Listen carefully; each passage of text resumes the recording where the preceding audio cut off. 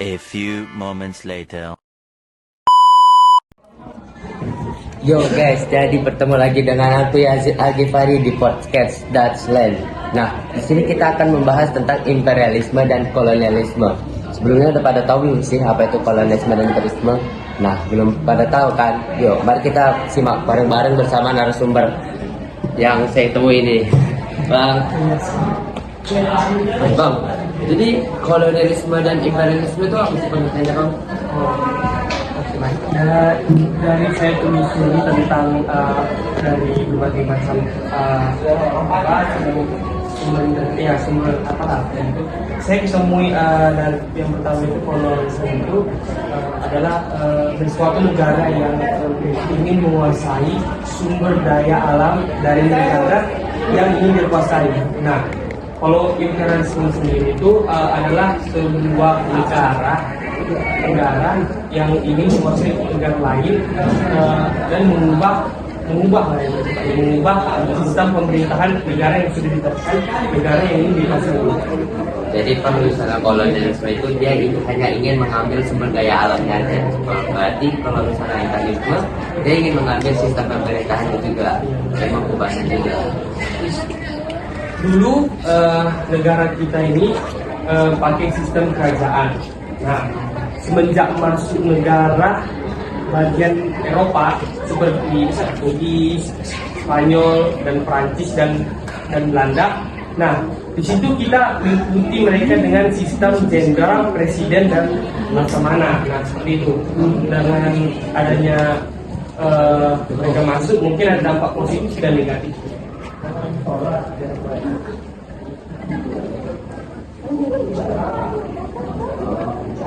Berarti itu awal mulanya Republik Batam nggak sih, Bang? Iya, itu awalnya.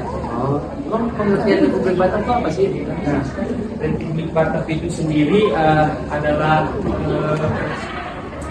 negara Belanda yang dijajah oleh Prancis.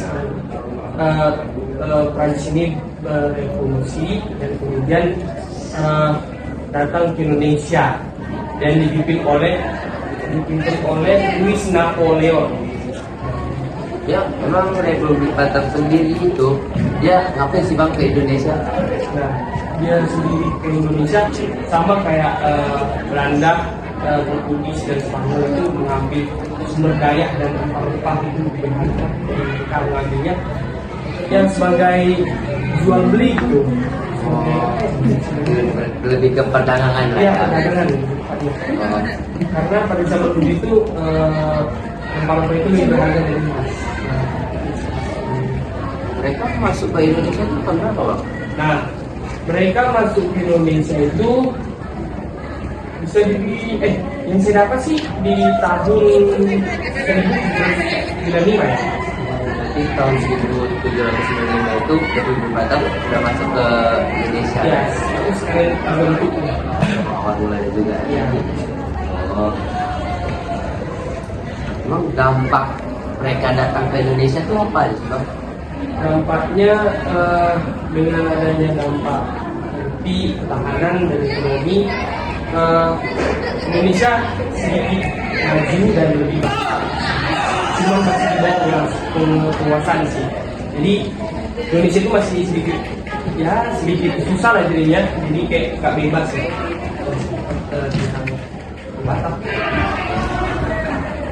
Kalau nggak salah pemerintah Republik Batam itu dia nggak lama ya, Bang, berkuasa di Indonesia. Nah, Sama kayak VOC berarti ya. ya. Nah, Kenapa, Bang? Bisa gitu dia? Batam tidak lama di Indonesia itu pengaruhnya karena pergantian pemimpin. Jadi dalam pergantian pemimpin itu mungkin pemimpin baru itu berinisiatif untuk mencari dengan hal-hal baru. Sama juga lah ya, VOC pada zaman itu. Ya, Ngomongin tentang VOC, kalian pada tahu belum sih apa itu VOC? Nah, jadi langsung aja ya kita panggil narasumber berikutnya sama Kak Jenny dan Bang Wanto. Kak, ya, Bang, Nah, Kak, mau nanya nih tentang VOC. VOC itu kepanjangannya dari apa sih, Kak? Kalau itu kepanjangan dari teknik on itu apa? Itu sebuah serikat buat India. Jadi itu ya alasan kenapa diberikan nama company karena ada hubungannya dengan India. Ngomong-ngomong sih, kalau nggak salah mereka pernah datang ke Indonesia ya, Kak? Tujuannya apa ya, Kak? Nah, itu pertama kali di Indonesia itu buat penguasai rekan-rekan Indonesia dan juga buat menguasai lokasi-lokasi yang strategis di Indonesia, menguasai kerajaan-kerajaan yang ada di Indonesia, menguasai posisi Belanda dalam masyarakat internasional, mendukung negara-negara Belanda, dan memonopoli rekan-rekan Indonesia. Itu ini sama juga lah ya dengan kolonialisme, mengambil rempah-rempah sumber daya alamnya. Itu mereka tuh kapan sih, Kak, datang ke Indonesia? Nah, itu datang ke Indonesia tuh tanggal 20 Maret 1602. Berarti pada tahun segitu VOC datang lah ke Indonesia mau ngambil sumber daya alam kita. Iya, soal mengeksploitasi sumber daya alam dan penguasaan ekonomi Indonesia. Kalau salah hubungan VOC dengan Indonesia dengan Belanda tuh ada ya, kan? Ada, tapi tujuannya itu diperbuat sama VOC. Kenapa itu? Karena dia mau melakukan penindakan sama penguasaan ekonomi. VOC kok dia bisa memiliki kekuasaan besar banget sih, Kak, pada zaman itu di Indonesia? Karena pertama itu dia tuh mempunyai kayak suatu kekuatan militer, mereka lebih kawat di masa itu tuh kuat sekali. Saat itu dan itu VOC. Nah, habis itu dia gara-gara dia merasa kuat, habis itu kan dia mengambil para Indonesia. Ada banyak apa yang dia punya. Di Indonesia tuh skala Militer. ya militernya. Kan baru sekarang kan yang kuat.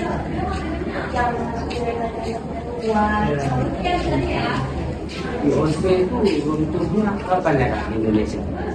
Nah, itu pertama itu dia memiliki utang besar, itu memiliki utang besar, itu dia itu memiliki manajemen yang buruk untuk VOC-nya, jadi dia tahu dia. Nah, sudah itu juga punya pegawai yang melakukan korupsi, mereka juga bisa semangat. Aduh, kacau kali ini, kacau kali. Bahaya dong.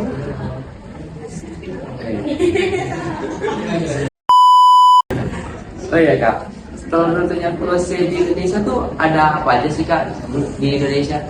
Nah, disinilah pemerintah kolonial Belanda itu langsung, pemerintah kolonial Belanda sih? Pemerintah kolonial langsung ambil alih dari Belanda, gitu. Oh iya, kita belum bahas tentang tokoh ya. Emang VOC itu tokohnya siapa aja, Kak?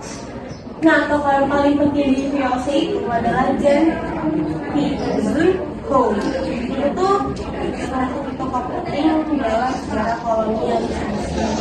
Pemimpinnya gitu lah ya, Kak. Yang paling penting lah, bisa dibilang. Alasan pembubaran VOC kenapa tuh, Kak? Nah, yang pertama tadi yang udah aku sebutin itu salah satu, bukan salah satu ya, rata-rata pegawainya itu korupsi.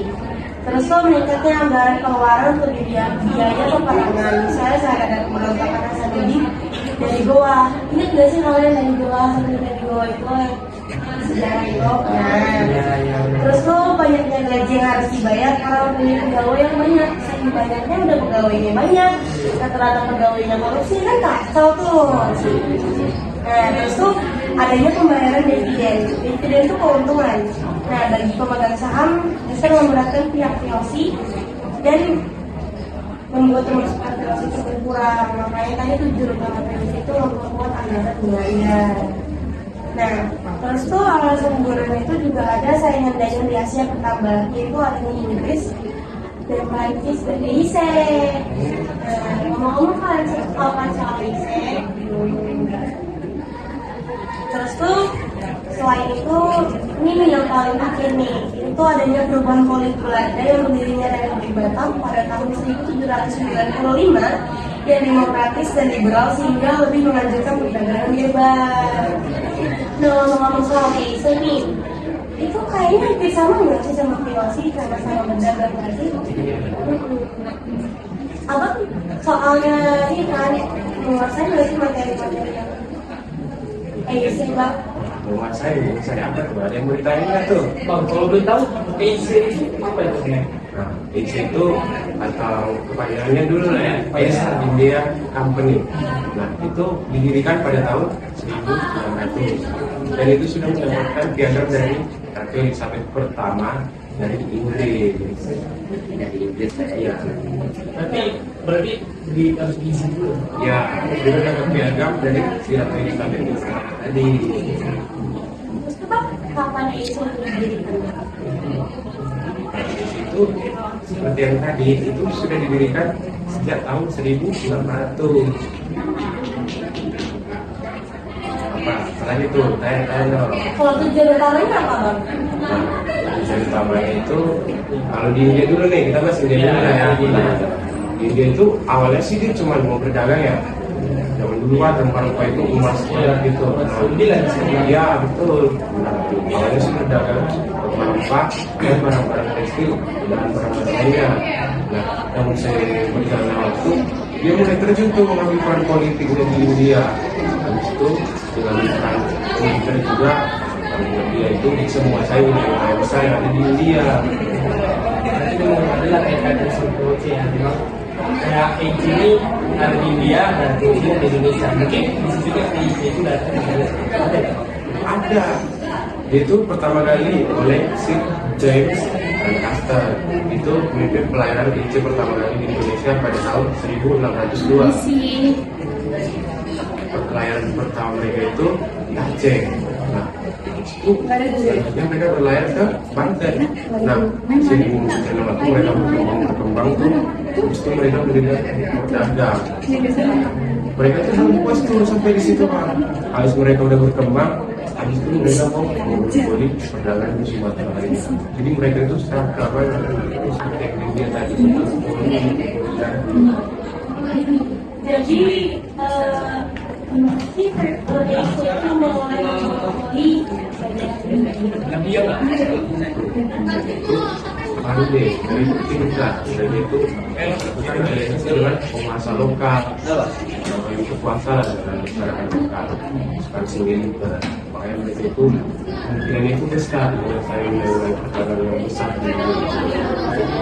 Easy lah ya jadinya. Iya, easy gitu, easy mas bro. kata abang kan barusan kan itu tuh dia paling banyak paling bisa tuh menguasai itu tuh di daerah India. Ada nggak sih bang apa ekonominya dari India? Pak EC mencapai ekonomi karena itu di India. Sebenarnya bukan cuma ke India sih. Soalnya mereka dieksploitasi tuh, eksploitasi terasa sama si cewek sampai mana ya kayak di Caca lah sana. Bahkan ke dunia juga kena itu, ke dunia kena. Mereka menguasai wilayah-wilayah besar di dunia itu bisa mengubah jalur perdagangan antar dunia bahkan. Jadi dunia kena bukan cuma si India tadi yang dieksploitasi sama si itu tadi kalau. Terus pernah sih bang ada pemberontakan gitu? Ada. Ada ya? Ya, pintar kan namanya ya. Mas dulu lah. Bebas dulu. Oke. Nah, itu namanya pemberontakan. Itu nggak sih?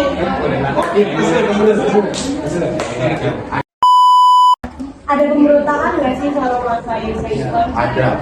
Bahkan disebut namanya itu pemberontakan Sepoy. Di Sepoy Muniti. Nah, itu pemberontakan besar-besaran terhadap pemerintah EIC. Itu besar-besaran banget sampai India itu diambil alih sama si Inggris. Iya, langsung diambil alih langsung sama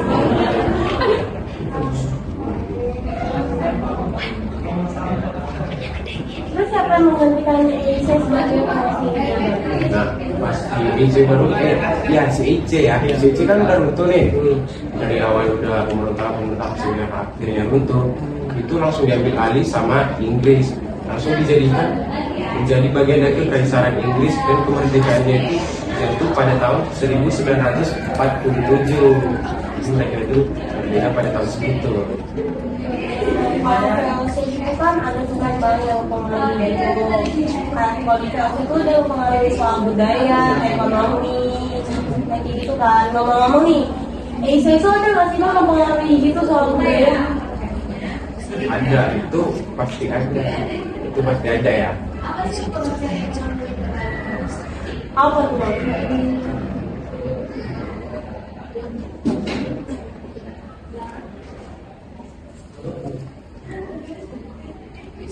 Itu melalui interaksi perdagangan antar sosial budaya. Oh gitu Bang. Terus tuh Bang, EIC itu kapan dihapuskan Bang? Lebih tepatnya runtuhnya lah ya. Iya, bisa dibilang itu halusnya. Lebih tepatnya itu pada tahun 1874. Di situ mereka udah runtuh CIC tadi itu. Iya, ada nggak sih Bang kesimpulan dari EIC ini? Kesimpulannya itu banyak banget ya. Itu mulai dari dapat dari eksploitasi yang mereka lakukan pada India, habis itu korupsi, sama kayak sekarang itu terus penyalahgunaan kekuasaan juga ya dalam bentuk bisnis dan pemerintahan kolonial pada zaman masa kini. Itu Bang, banyak yang bisa kita petik tuh. Dan sampai korupsi juga ya nanti pas udah gede ya. Aduh, berat.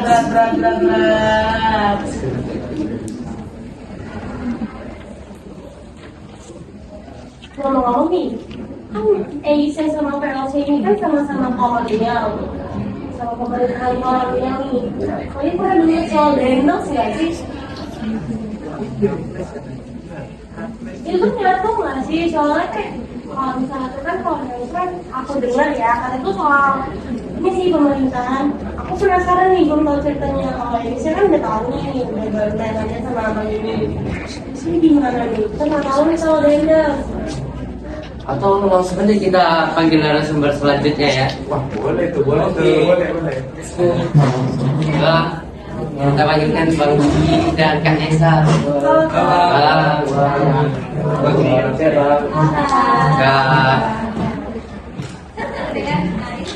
Nah, Bang, mau nanya nih tentang Dendels. Dendels itu siapa sih Bang? Terus itu ini Bang, ya gubernur jenderal dari Hindia Belanda pada abad ke-19. Berarti pada abad 19. Terus sama Dendels itu siapa Bang? Dendels itu yang sebenarnya kan dia itu gubernur. Pertama dia itu bergabung dengan pasukan pemberontak yang kan pada masa itu kan lagi dijajah Prancis. Mereka kan dia bergabung tuh, baru bergabung pada tahun 1780 dan 1787 dia ikut ke kumpulan pemberontak di Belanda dan melarikan diri ke Prancis. Nah, dia menyaksikan dari dekat revolusi Prancis dan menggabungkan diri dengan pasukan Batavia yang direpublikan. Yang akhirnya dia mencapai pangkat jenderal pada tahun 1795 yang masuk lagi ke Belanda dan masuk tentara Republik Batavia dengan pangkat letnan dan jenderal.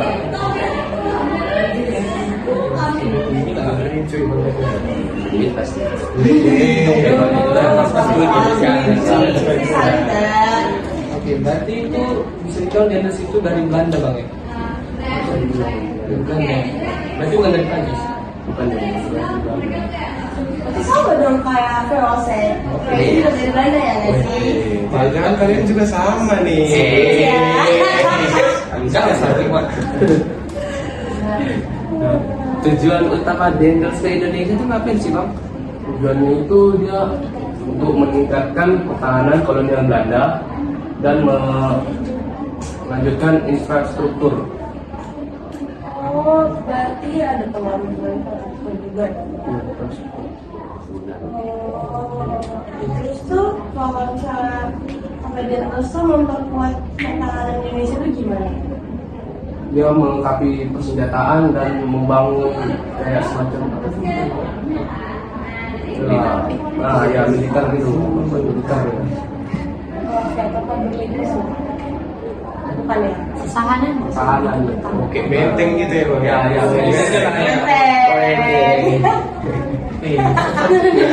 Itu partai nggak sih? Oke, berarti itu membangun hanya dengan sebuah apa ya? Dengan sebuah senjataan gitu ya, militer juga. Bang, kalau nggak salah HW Daniels tuh dijuluki Tuan Kentang ya? Iya bang. Mengapa dia dijuluki kayak gitu bang? Karena kebijakannya memaksa petani untuk menanam kentang bang.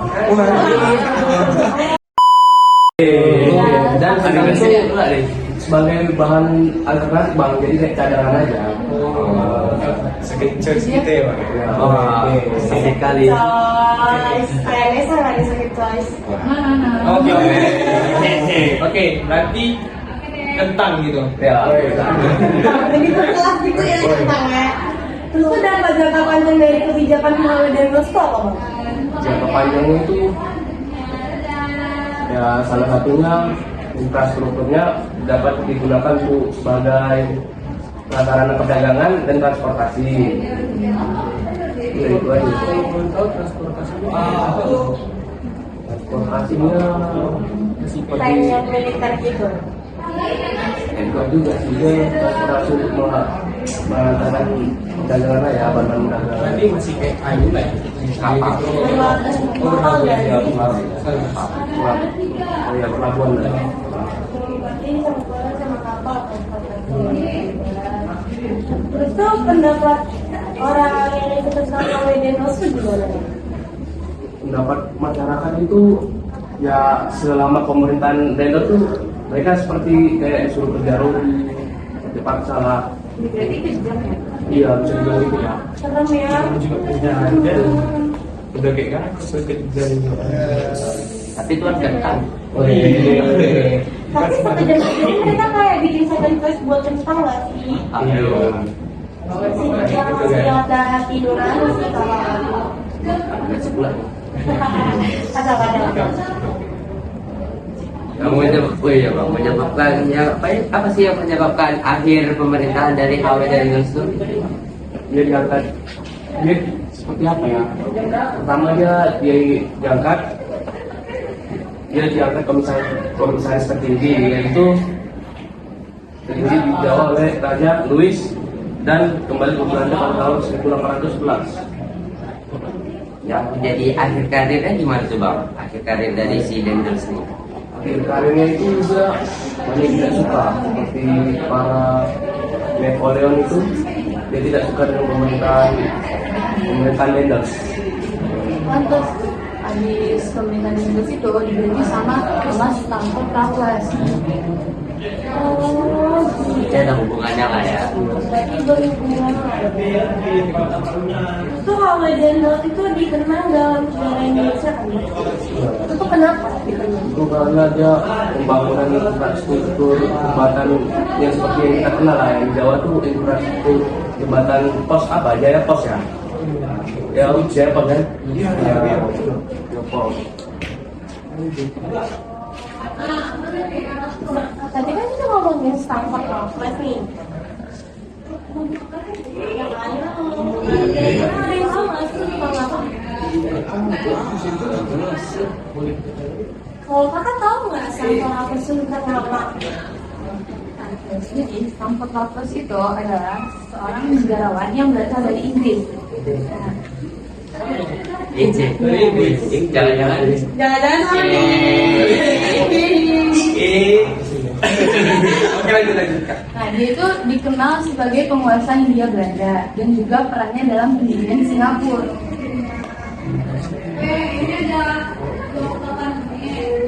Terus Raffles itu kapan sih pertama kali ke Indonesia? Raffles itu datang pertama kali ke Indonesia itu pada tahun 1811. saat Inggris itu ingin mengambil alih jajahan-jajahan Belanda, yang dimana Belanda itu sedang diiniin oleh Poland. Ya itu. Ya, jadi Inggris masuk karena Belanda lagi dijajah oleh itu yang dari Prancis. Terus kalau alasan lo datang ke Indonesia itu kenapa?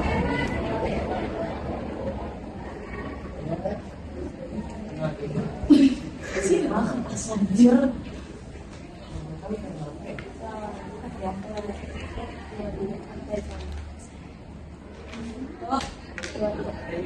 Jadi kalau pengen ke Indonesia itu ngapain ya? Jadi Raffles itu alasan utama datang ke Indonesia itu untuk memperluas pengaruh perdagangan Inggris di wilayah Asia Tenggara, di mana di wilayah khususnya di Indonesia itu kan kaya akan sumber daya alam, apalagi rempah-rempah. Orang-orang Eropa itu kan mengincar rempah-rempahnya negara kita. Ya, jadi tujuan utamanya Raffles itu. Sama aja kayak Petri rempah-rempah. Mirip-mirip tuh yang materi kita ya. Iya, emang makin mirip nih. Iya. Aduh. Terus kapan Raffles mulai menjabat sebagai gubernur jenderal di Indonesia? Jadi Raffles itu menjabat sebagai gubernur di Indonesia itu sejak tahun 1811 sampai 1816. Jadi sekitar berapa tahun ya? 5 tahun ya? Iya, 5 tahun lah kurang Cukup lama ya, cukup lama ya. Singkat sih kalau Sebentar sih daripada VOC. Ya sama sih. Jadi Inggris itu secara resmi datang menjajah ke Indonesia itu pada tanggal 18 September 1811. Raffles itu direkomendasikan sebagai gubernur jenderal itu oleh Lord Marquintosh, di mana dia itu adalah gubernur jenderal Chief. Kayaknya sih. Ini 2 kali nih sama-sama ini. Terima kasih sayang. Iya, terus kaitan nih banyak. Kak, bisa disebutin nggak sih apa aja kebijakan-kebijakan yang dibuat sama Raffles selama menjabat itu apa aja? Nah, jadi kan kebijakan-kebijakan selama Raffles menjabat sebagai gubernur jenderal itu dibuat kebijakan-kebijakan baru. Sebelumnya kan kebijakannya dilakukan oleh Harley Daniels. Nah, Raffles ini membuat kebijakan-kebijakan baru. Di antara itu kalau di pemerintahan dia itu menghapuskan Terakhir kan Bilang diem dulu biar di ini bisa. Jangan buru-buru. dia ngomongnya terlalu cepat. Itu udah tengok sampai juga. Kalau pelan-pelan ngomong. Iya, lama sekali ini kok dia ngomong. Iya, 5 menit lagi dan tuh pas. Mana? Abis ini ada apa kan? Oh, Kak, bisa kakak sebutin nggak sih apa aja kebijakan-kebijakan yang dibuat sama Raffles selama menjabat itu apa aja? Nah, jadi kan Raffles itu membuat kebijakan-kebijakan baru. Dia mengganti kebijakan-kebijakan yang telah ditetapkan oleh Harley Daniels tadi. Jadi kebijakan-kebijakan barunya Raffles itu diantara lain itu ada di bidang pemerintahan. Nah, jadi Raffles itu membagi Pulau Jawa menjadi 16 karasidenan. Terus itu mengubah sistem pemerintahannya yang awalnya itu dilakukan oleh penguasa pribumi menjadi sistem pemerintahan kolonial yang bercorak Belanda. Kemudian di bidang ekonomi dia juga menghapuskan pajak hasil bumi dan sistem penyerahan wajib. Terus dia menetapkan sistem sewa tanah dan dia menghapuskan kerja rodi dan penetapan desa sebagai unit administrasi pemerintahan.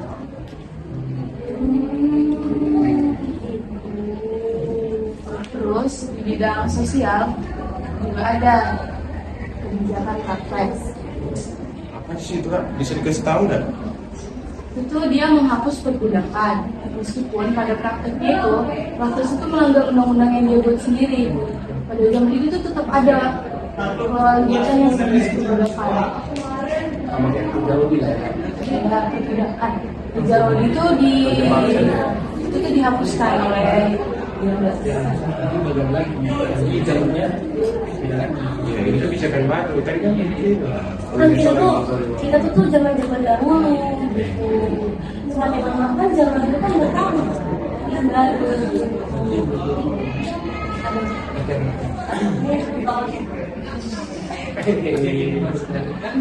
Terus ada nggak sih Kak penemuan-penemuan penting Raffles ini selama di Indonesia?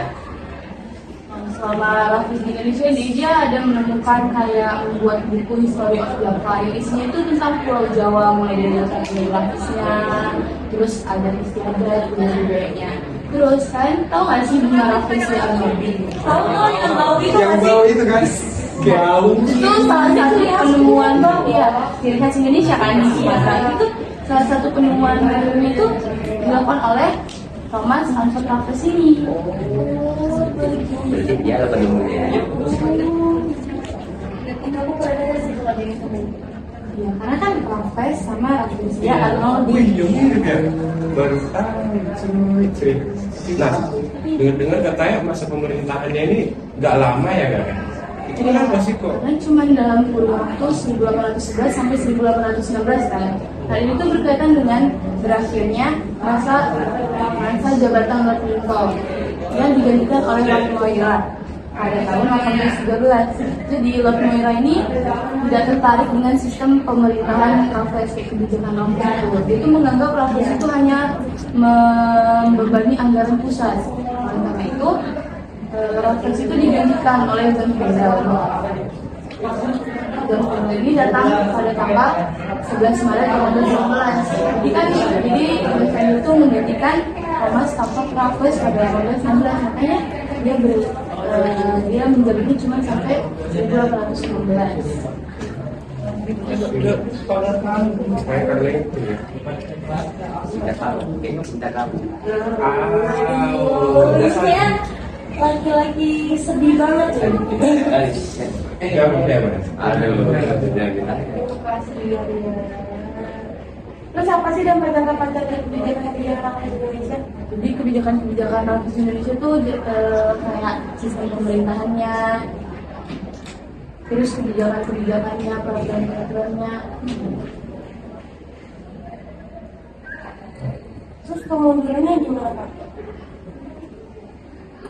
Kemundurannya tadi alasan dia itu gara-gara Lord Lincoln itu diganti oleh Lord Moira. Berarti mereka nggak perjanjian Jadi Lord Moira itu kayak kurang suka gitu loh sama sistemnya. kalau kita datang ke kelasnya nggak apa-apa aliknya. Ada sistem baru yang Iya, diganti oleh John Kendall.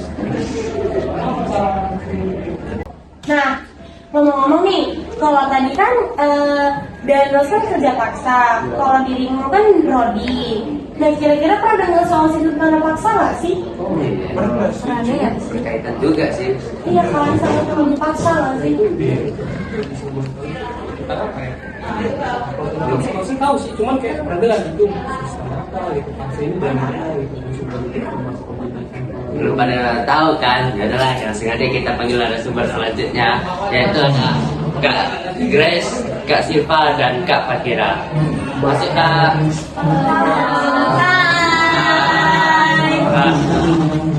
Tapi ini Sehat gak? Sehat gak? Sehat.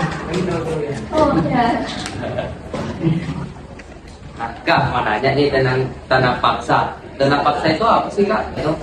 Tanah paksa itu adalah sebuah peraturan pemerintah pada masa pemerintah Jenderal Johannes Van der Bos pada tahun 1830 yang mewajibkan tiap desa untuk menyisihkan sebagian tanahnya agar ditanami kopi, teh, dan tebu. Oh, jadi nama lain dari sistem tanda paksa itu ada nggak sih Kak? Ada nama lainnya itu adalah kultur stem cell.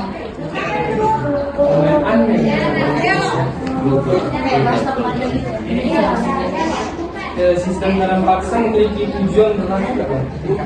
Tujuan yang berlaku itu untuk membayar utang belanja dan dari akibat uang kas yang banyak berkurang akibat perang di Jawa pada tahun 1830. Uang kas wanita ya. Pertama kali sistem tanah paksa dikenalkan di dalam Di Jawa pada tahun 1830 lalu menyebar ke daerah sekitar Jawa, terus itu keluar Pulau Jawa juga. Berarti bisa lah sampai Sumatera itu kan? Ngomong-ngomong soal latar belakang nih, itu latar belakang penerapan sistem tanam paksa di Indonesia itu gimana? Penerapan sistem tanam paksa di Indonesia. Jadi penerapan latar belakangnya itu kekosongan kas yang diakibatkan dari perang di Eropa dan di Indonesia. Oh gitu. Keren juga ya. Kamu tahu kan pada tahun 1870 Johannes Van Lucas menerapkan sistem tanam paksa. Kebijakan ini berlaku Belanda menghadapi kesulitan uang akibat dari apa? Kebijakan itu yang menyebabkan perang di Ponegoro dan perang di Belgia. Jadi kan negara itu gara-gara ya? Iya, karena sistem tanam paksa juga. Berarti ada kaitannya juga ya. Jadi gara-gara apa awalnya itu? Iya, masih dalam periode.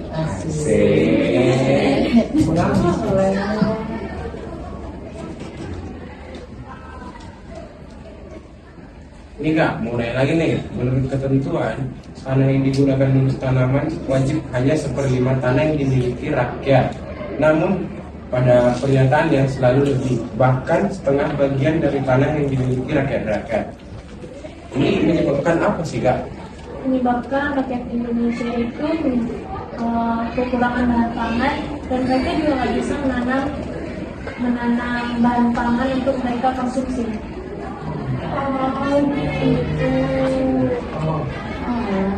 Sistem tanam paksa ini sangat merugikan ya berarti? Iya. Yang paling berdampak itu di sistem ekonomi bukan? Iya, paling berdampak itu di sistem ekonomi yang membuat masyarakat di Nusantara itu menjadi miskin dan mereka nggak memperoleh hasil dari keuntungan sistem tanam paksa ini. Mereka kerja terus diambil gitu, Iya, mereka hasil. udah kerja dipaksa terus hasilnya bukan buat mereka. Sedih banget gak sih?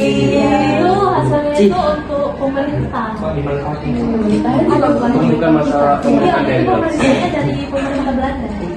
Itu bukan VOC. Belanda, FOC. Sarukan. Aduh. Itu bukan masalah pemerintahan daerah. Itu nggak ngerti. Jadi dampak apa sih yang dirasakan oleh pribumi pas adanya sistem tanam paksa ini? Otonomi Dampak politiknya. Oh, dampak politik.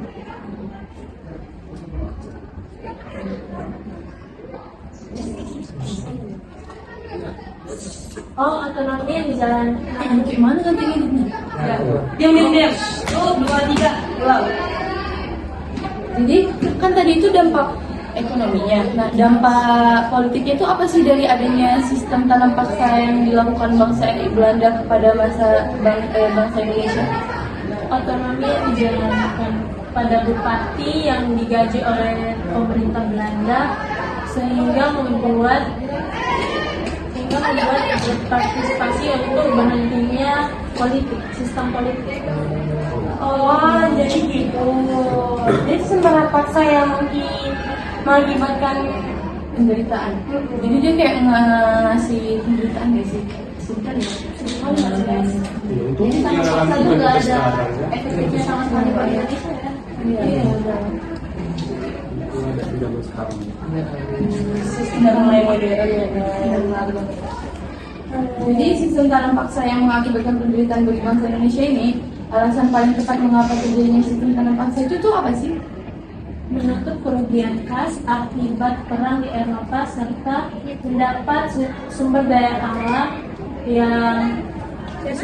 alam di Indonesia yang potensial. Contohnya kayak rempah-rempah gitu Iya, ya. kayak Cengkeh gitu kan. terus itu tebu. tebu manis gula kan. Oh, begitu. Tadi ngomong-ngomong itu kan ada pengaruh ekonomi kan dari Nesa Tante. Karena aku ada lihat pengaruh ekonomi. Kalian tuh pernah dengar ekonomi liberal nggak sih? Sekilas sih, sekilas Sekilas aja. sih. Tapi aku sih belum pernah. Cuman kayak cuma kalau dengar ya kalau cuma dengar liberal itu pernah. Tapi kayak belum tahu keseluruhannya gitu sih. Ada yang pengen tahu nggak sih? Semua dong. Tahu kan lah. Karena kalian nggak tahu, jadi aku jelasin dikit-dikit ya, aku tahu gitu. Jadi sistem ekonomi liberal itu ialah pendekatan ekonomi yang menekankan pada peran pemerintah. Nah, pemerintah itu mengatur juga mengatur pasar kebebasannya. Nah, itu juga apa ya? Membebaskan kebebasan individu kita dalam bebas itu. Oke. Oh, jadi gitu Kak. Terus kapan dan di mana gerakan pemerintah liberal pertama kali muncul? Oh, jadi gerakan pemerintah liberal itu muncul pertama kali itu ada di abad pencerahan. Oke. Itu ada di 3 negara, ada Inggris, Amerika Serikat, sama Perancis. Oh, berarti nyambung dong. Sama kata Dika Prancis ya? Oh, kok milih Prancis? Kenapa? Prancis kan dari Inggris. Oh, jadi berarti cuma daerahnya nyambung juga ya. Terus bagaimana pandangan pemerintah liberal terhadap HAM? Jadi pemerintahan itu mendukung banget HAM. Jadi hak fundamental yang harus diakui dan dihormati. Jadi ada HAM juga ya, Kak Asisme. Jadi pada zaman itu udah ada HAM-nya. Ya, luar.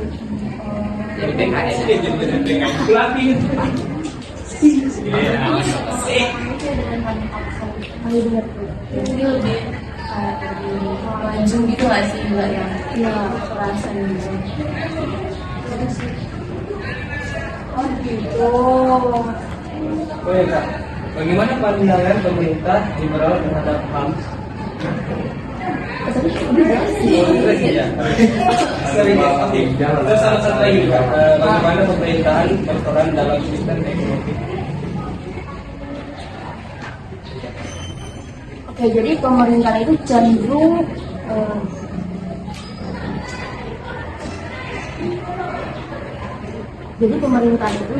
berperan dalam ekonomi liberal. Itu dia tuh fokus pada pengaturan dasarnya. Itu ada hukum propertinya dan mungkin juga itu regulasi pasar yang penting. Itu kayak dikhususkan kalau dalam dalam si pasar bebasnya ini. Oh gitu. Kalau ekonomi liberal itu ada dampak positifnya ya Kak? Ada. Apa aja? Kalau dampak positifnya itu lebih ke dia tuh punya keuntungan pribadi. Keuntungan pribadi. Jadi beda gitu ya sama sistem dalam bangsa. Kalau dalam pasar itu emang beda kan? Kalau dalam bangsa kan keuntungannya dikasih ke pemerintah. Nah, Kalau liberal itu pribadi. Nah, itu Yang penjualnya gitu ya. ya semuanya kita jual gitu. Itu lain dari kita bilang egois. Masuk. Itu dia itu sih kalau positifnya. Kalau negatifnya ini bukan negatifnya. Nah, kalau negatifnya ini adanya kesenjangan sosial. Jadi itu kayak bener-bener apa ya? Ambis gak sih kayak untuk Jadi kayak yang malas udah malas. Iya. Oh, kayak Bener-bener jadi sendiri yang ambis tuh yang perempuan. Nah, Bisa liberal itu kayak lebih ke diri sendiri gitu. Tidak memikirkan orang lain. Ya, Ada lagi nih Kak, dari sistem ekonomi liberal ini kan pasti ada kelemahan atau risikonya nih kan? ya. Itu bisa dikasih tahu nggak Kak, apa aja? Jadi masih yang aku tahu ya, itu yang pertama pasti ini apa ya? Adanya kesenjangan sosial antara manusia itu, masyarakatnya itu karena tadi itu dia mau keuntungan pribadi gitu kan, jadi kayak nggak memperdulikan orang lain gitu. Kesenjangan sosial. Terus yang kedua ini apa ya? lebih mengeksploitasi itu SBA sama SBM. Jadi dia lebih banyak SBA sama SBM kurang ini.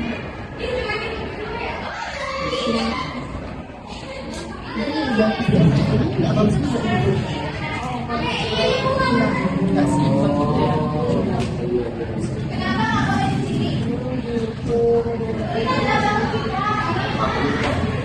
Aku di sini lebih ngerti sih. Gimana kalau kalian? Oh, udah ngerti. Kayaknya ada yang kurang deh kalau aku. Apakah semua sektor dibiarin tanpa penguasaan dalam sistem ekonomi liberal? Kalau misalnya tadi kan ada pendidikan awal kan. Nah, kalau itu bebas pasar, langsung bebas itu kan. Jadi beberapa sektor mungkin mematikan pengawasan. Itu mencegah penyalahgunaan atau monopoli yang merugikan. Nah,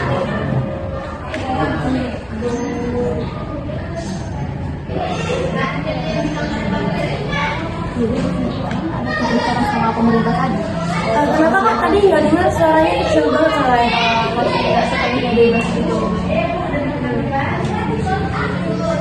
Harus dipantau sama pemerintah. Untuk ada sistem ekonomi sekarang juga ya.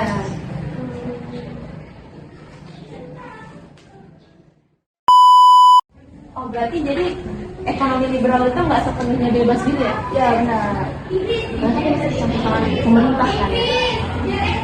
Bahas-bahas pemerintah nih, tau nggak sih kalau sekarang di pemerintahan Menteri Pendidikan itu buat kebijakan baru loh. Atau itu tuh kayak apa yang namanya Kurikulum Merdeka. Oh iya. Yang baru jalan sekarang kan? Iya, sekarang itu kan kita udah bisa nikmatin pendidikan nih, cewek, cowok, itu kan semuanya udah bebas nih. Tau nggak sih sebenarnya pendidikan itu awalnya di Indonesia itu adanya karena politis. Oh iya, politis itu kayak balas budi yang diberikan oleh pihak Belanda ke Indonesia atas dasar terjadinya tanah paksa di sebelumnya. Kayak jadi dia tuh terjadinya 4 dekade nih, atau sederhananya kita gunakan 10 tahunan. Dia tuh dari 1901 sampai 1940. Oh gitu. Terus pelapor dari politik itu siapa? Dia tuh Konrad, Konrad Theodore van Deventer. Terus Kak, siapa aja tokoh yang terlibat dalam politik etis? Dia itu ada Peter Bushok, itu wartawan sekaligus sastrawan dari Belanda. Jadi dia mendokumentasikan bagaimana kesengsaraan dari pihak Indonesia.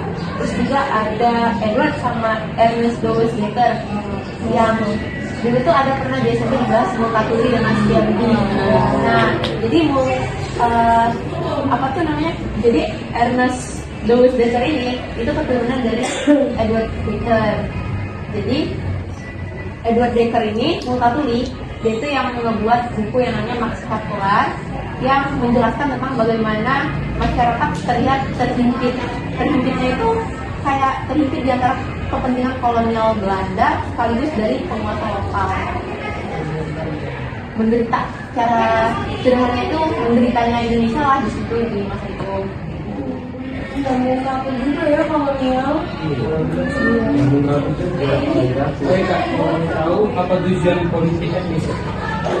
Sama dengan pengertiannya, tujuannya itu dia tuh untuk balas budi itu tadi atas terjadinya tanah paksa.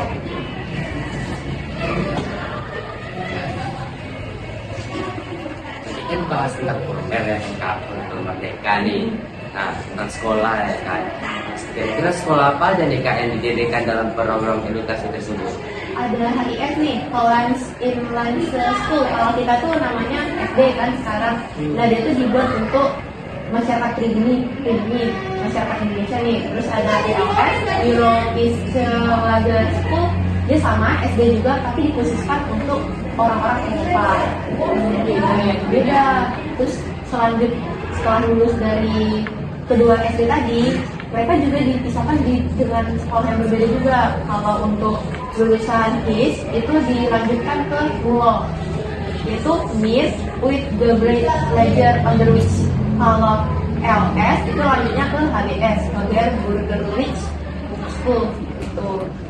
Tapi satu kesamaannya mereka dilanjutkan nanti setelah lulus dari kedua sekolah itu mereka tetap disatukan di satu sekolah yang sama, yaitu AMS Al-Jinini Middlebury School. Itu kayak tingkatannya SMA gitu Iya, ya? SMA. Jadi dulu itu sama antara SD, SMP, SMA, cuma namanya juga doang. Karena kan dulu pakai bahasa mereka Pakai bahasa Belanda. Terus juga dulu tuh ada Skopia, sekolah khusus kedokteran Jawa, gitu. Pendidikan dokter. Itu dari SD. itu pendidikan Pendidikan yang dokter. SMA. Kayak universitas. Iya, tapi untuk pendidikan dokter gitu. Terus ada sekolah hukum, pertanian, juga. Terus Kak, dampak positif dari politik praktis itu apa aja? Ya dampak politik etisnya itu ya, kalau itu kan ada imigrasi nih, imigrasi itu kita tuh kayak masyarakat yang wilayah yang overpopulated atau biasa kita sebut tuh kebanyakan penduduk, itu tuh dipindahkan ke wilayah yang minim penduduk gitu. Jadi kenapa gini kan? Terus untuk irigasi kita tuh dibangun sarana dan prasarana untuk masyarakat tuh bisa membantu kegiatan pertanian dan perkebunan. Terus di edukasi kita banyak orang-orang yang terpelajar gitu yang bisa sekolah dengan pendidikan. Terus ya, kan itu banyak orang yang belajar Jawa Belanda gitu, pasti gara-gara emigrasi. Iya. Terus sekarang banyak tuh orang yang merantau sekarang di daerah Sumatera gitu kan di Batam ini ada orang Jawa, Batak, Manado gitu. Dan dulu itu ya merantau gitu ya karena kebiasaan dari zaman dulu itu imigrasi buat sekarang. Terus Kak, itu kan tadi dampak positifnya kan. Nah kalau dampak negatifnya apa sih? Dampak negatifnya ya, dampak negatifnya itu ada. Jadi yang pertama itu pendidikan itu sebenarnya pada zaman dulu itu nggak dikhususkan untuk bukan kaum ke bawah gitu, dikhususkan untuk kaum yang pejabat, kaum priai, kan yang orang-orang yang bangsawan gitu, yang negara itu gitu, orang. Terus kalau ini irigasinya itu khusus pembangunannya itu dibuat untuk kalangan pengusaha-pengusaha Belanda. Imigrasinya itu yang paling parahnya para transmigran dari Indonesia ini dikerjakan paksa di tanah perkebunan dan pertanian milik pengusaha Belanda. Terus kendala dalam pelaksanaan proses edukasi itu apa aja? Ya itu tadi orang-orang Indonesia itu kayak ya yang kurang banyak ya apa tidak semua yang bisa punya pendidikan yang paham yang katanya gitu. Terus yang laki-laki aja yang mulai dulu tuh sekolah di sekolah, yang perempuan itu khusus di rumah aja, patriarkinya ada sih di situ sampai sekarang ya. Sekarang udah nggak terlalu sih, sekarang perempuan udah bisa Iya, ini dalam bentuk ada satu bentuk kepada